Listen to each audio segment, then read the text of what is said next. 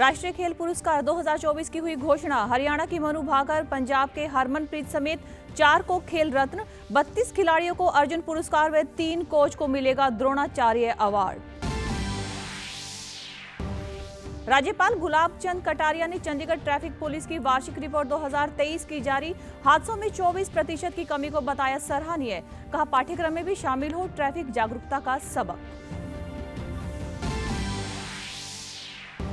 और पहाड़ों से लेकर मैदान तक भयंकर ठंड, उत्तर भारत में शीतलहर का अलर्ट। राजधानी दिल्ली, हरियाणा व पंजाब कोहरे की चपेट में, सड़कों पर थमी वाहनों की रफ्तार। नमस्कार, चंडीगढ़ से आपका स्वागत है। मैं हूं पायल। अब समाचार विस्तार से।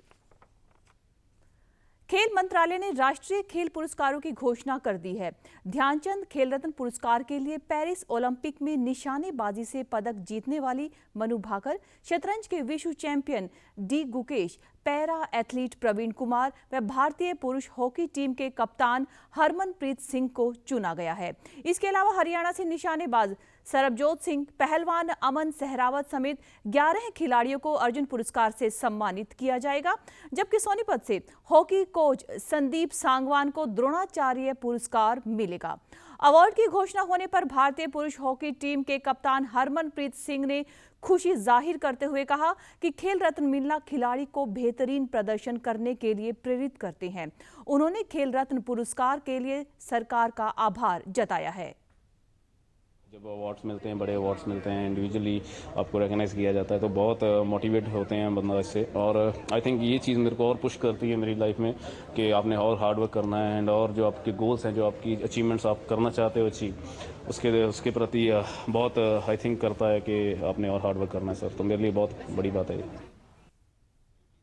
मनु भाकर ने अगस्त सितंबर में पेरिस ओलंपिक गेम्स में डबल पदक जीते थे। वे 10 मीटर एयर पिस्टल एकल व मिक्स्ड डबल में तीसरे स्थान पर रही। उनके 2 पदक के साथ भारत ने पेरिस ओलंपिक में कुल 6 पदक जीते थे। वहीं प्रवीण ने पेरिस पैरालंपिक 2024 में पुरुषों की हाई जंप T64 प्रतिस्पर्धा में एशियाई रिकॉर्ड को तोड़कर स्वर्ण पदक जीता था। उधर 18 साल के भारतीय ग्रैंडमास्टर डी गुकेश ने सिंगापुर में 11 दिसंबर को वर्ल्ड चेस चैंपियनशिप का खिताब जीता था। इतनी कम उम्र में खिताब जीतने वाले गुकेश दुनिया के पहले प्लेयर बने हैं। हरमनप्रीत सिंह की कप्तानी में भारतीय हॉकी ने पेरिस ओलंपिक 2024 में सिल्वर व स्वर्ण पदक जीता था। इसके अलावा 32 खिलाड़ियों को अर्जुन पुरस्कार मिला है, जिनमें 17 पैरा एथलेटिक्स हैं। इनके अलावा 5 कोच को द्रोणाचार्य अवार्ड मिलेगा। इनमें 2 लाइफ टाइम अचीवमेंट के लिए हैं। पुरस्कार विजेताओं को 17 जनवरी 2025 को राष्ट्रपति भवन में आयोजित एक विशेष समारोह में राष्ट्रपति द्वारा पुरस्कार प्रदान किए जाएंगे। हरियाणा के मुख्यमंत्री नायब सिंह सैनी ने गुरुग्राम में क्रीड़ा भारती की हरियाणा प्रांतीय इकाई की ओर से पैरालंपिक व ओलंपिक खेलों में पदक विजेता तथा प्रतिभागी खिलाड़ियों की माताओं के सम्मान में आयोजित वीर माता जीजाबाई प्रांत स्तरीय सम्मान समारोह में शिरकत की। कार्यक्रम के दौरान मुख्यमंत्री ने वर्ष 2024 में पैरा ओलंपिक व पैरालंपिक में भाग लेने वाले खिलाड़ियों की माताओं को सम्मानित किया। उन्होंने कहा कि यह समारोह न केवल हमारे खिलाड़ियों के प्रति बल्कि उनकी माताओं के प्रति भी कृतज्ञता व्यक्त करने का एक अवसर है। खिलाड़ी का पहला कोच उसकी मां होती है। मां से बड़ा कोई कोच नहीं होता। जो मां सिखा सकती है वो दुनिया में दूसरा कोई नहीं सिखा सकता। खेलों में पदक व हरियाणा अलग अलग नहीं है। पदक कह दो, हरियाणा कह दो, एक ही बात है। हरियाणा देश का पहला ऐसा राज्य है जहां पदक जीतने वाले खिलाड़ियों को सबसे अधिक नगद पुरस्कार दिए जाते हैं। जो खिलाड़ी अभी जिन्होंने इस राष्ट्र के गौरव को बढ़ाया है, अभी ये निर्णय केंद्र सरकार ने किया है कि ऐसे खिलाड़ियों को मेजर ध्यानचंद खेल रत्न अवार्ड से उनको नवाजा जाएगा। और उसमें शतरंज के हमारे खिलाड़ी अभी आपने देखा है, पूरी दुनिया के अंदर अगर किसी ने शतरंज में पहली बार झंडा गाड़ा है तो हमारे मुकेश जी हैं, उन्होंने झंडा गाड़ा है और उसको मेजर ध्यानचंद खेल रत्न से सम्मानित करने का निर्णय वो हमारी केंद्र सरकार ने लिया है। आमरण अनशन कर रहे किसान नेता जगजीत सिंह डल्लेवाल को लेकर पंजाब सरकार के रवैये पर सुप्रीम कोर्ट ने सवाल खड़ा किया है। कोर्ट ने कहा कि पंजाब सरकार का रवैया इस मामले में गतिरोध सुलझाने वाला नहीं दिख रहा। पंजाब सरकार के अधिकारियों की ओर से मीडिया में इस तरह के बयान दिए जा रहे हैं मानो कोर्ट डल्लेवाल का अनशन तुड़वाना चाहता है। कोर्ट ने कहा कि हमारी चिंता उन्हें मेडिकल सहायता उपलब्ध करवाने को लेकर है। वो मेडिकल सहायता लेते हुए भी अनशन जारी रख सकते हैं। कोर्ट ने यह भी कहा कि पंजाब सरकार डल्लेवाल को समझाने में नाकाम रही है। पंजाब के राज्यपाल व यूटी प्रशासक गुलाब चंद कटारिया ने कल पंजाब राजभवन में चंडीगढ़ प्रशासन का वार्षिक कैलेंडर 2025 आधिकारिक रूप से जारी किया। इस अवसर पर राज्यपाल ने कैलेंडर को व्यवहारिक व आकर्षक बनाने के लिए जनसंपर्क विभाग की प्रशंसा की व सार्वजनिक जुड़ाव को बढ़ावा देने में उसकी भूमिका की भी जानकारी दी। वहीं सुरक्षित सड़क तथा जिम्मेदार ड्राइविंग को बढ़ावा देने के लिए राज्यपाल ने सड़क सुरक्षा प्रदर्शनी वैन को हरी झंडी दिखाकर रवाना किया। साथ ही चंडीगढ़ यातायात पुलिस की वार्षिक रिपोर्ट 2023 का भी अनावरण किया। इस मौके पर राज्यपाल ने सड़क सुरक्षा की आदतों को शुरू से ही विकसित करने के महत्व पर जोर देते हुए कहा कि युवाओं में जागरूकता पैदा करने के लिए स्कूली पाठ्यक्रमों में भी इसे शामिल किया जाए। उन्होंने कहा कि चंडीगढ़ ट्रैफिक पुलिस प्रशासन के संयुक्त प्रयासों ने पहले ही महत्वपूर्ण परिणाम देने शुरू कर दिए हैं। सड़क सुरक्षा प्रदर्शनी वैन व वार्षिक रिपोर्ट से प्राप्त सबक के साथ सुरक्षित सड़कों की ओर चंडीगढ़ की यात्रा को ये मजबूती प्रदान करेगी। ट्रैफिक पुलिस की वार्षिक रिपोर्ट में पिछले वर्ष की तुलना में 24% की कमी पर प्रकाश डाला गया है। साथ ही 9 लाख से ज्यादा चालान जारी करने व 10.5 करोड़ रुपए का जुर्माना वसूल करने की भी जानकारी दी गई है। पंजाब की सामाजिक सुरक्षा, महिला एवं बाल विकास मंत्री डॉक्टर बलजीत कौर ने कहा है कि बच्चों को भिक्षावृत्ति से बचाने के लिए सरकार लगातार प्रयासरत है। विभाग ने वर्ष 2024 में बच्चों को भिक्षावृत्ति से बचाने के लिए 713 जगहों पर छापेमारी की, जिनमें कुल 261 बच्चों को रेस्क्यू किया गया। इनमें सबसे अधिक बच्चे भटिंडा, फरीदकोट, लुधियाना व गुरदासपुर जिलों में रेस्क्यू किए गए।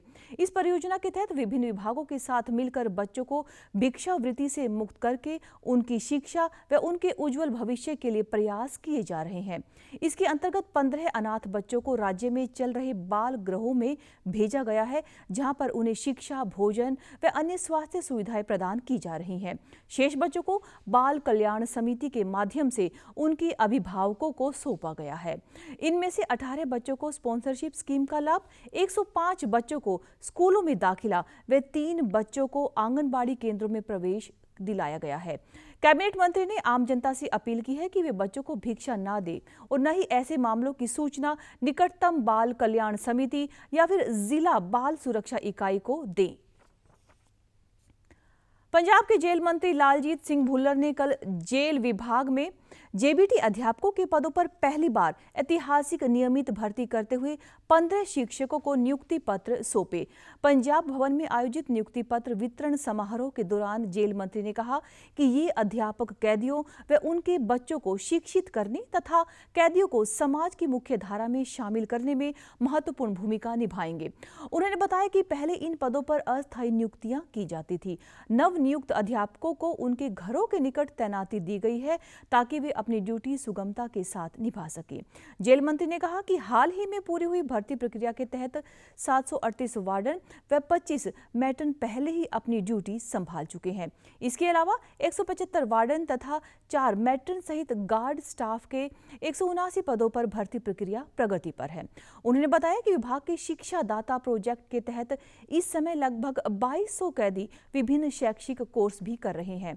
वहीं पंजाब कौशल विकास मिशन के तहत इस महीने से 513 कैदी इलेक्ट्रीशियन, प्लम्बर व टेलरिंग समेत विभिन्न कोर्सों में कौशल प्रशिक्षण प्राप्त करेंगे।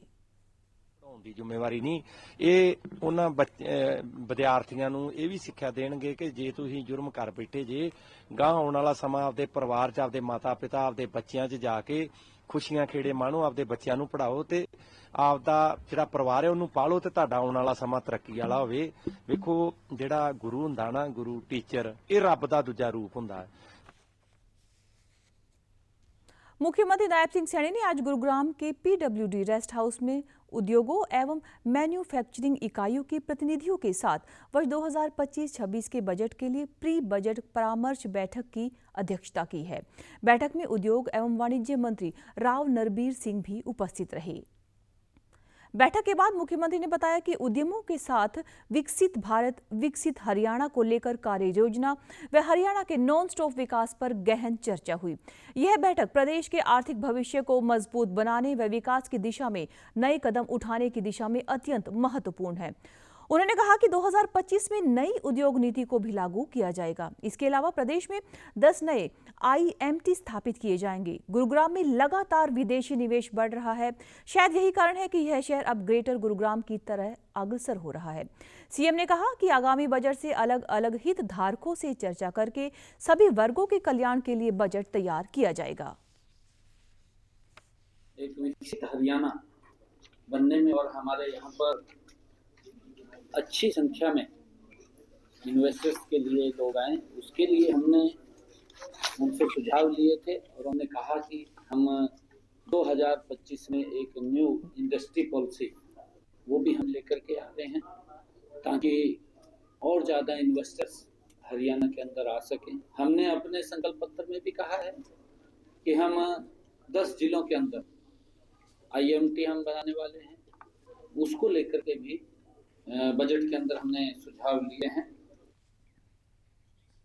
गुरुग्राम में नगर निगम चुनाव को लेकर मुख्यमंत्री नायब सिंह सैनी ने कहा कि भाजपा पार्टी पूरी तरह से तैयार है। चुनाव आयोग भी लगातार अपनी इस प्रक्रिया को आगे बढ़ा रहा है। और वार्डबंदी कुछ हो गई है, कुछ रह गई है, जल्दी ही पूर्ण हो जाएगी और करके जल्दी ही जो भी चुनाव आयोग डेट देगा उस डेट को हम चुनाव कराने के लिए तैयार हैं। प्रधानमंत्री नरेंद्र मोदी आज कुछ ही देर में दिल्ली में कई विकास परियोजनाओं का उद्घाटन करेंगे वे आधारशिला रखेंगे। वे झुग्गी झोपड़ी में रहने वालों के लिए बनाए गए लगभग 1675 मकानों का उद्घाटन करेंगे। वे लाभार्थियों को अशोक विहार में मकान की चाबी सौंपेंगे। इस उद्घाटन के साथ ही दिल्ली विकास प्राधिकरण की झुग्गी झोपड़ी पुनर्वास परियोजना का दूसरा चरण पूरा हो जाएगा।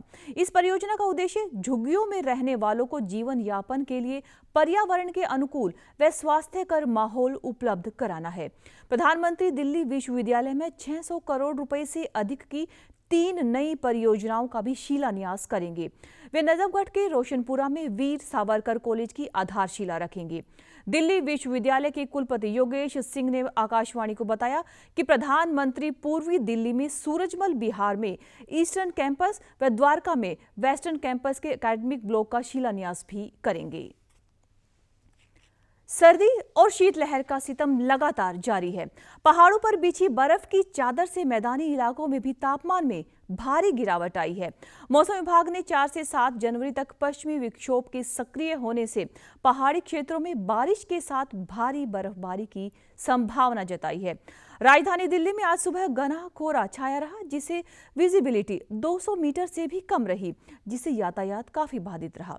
भारतीय मौसम विभाग ने हरियाणा के 4 जिलों व पंजाब के 4 जिलों में बहुत घने कोहरे की चेतावनी जारी की है।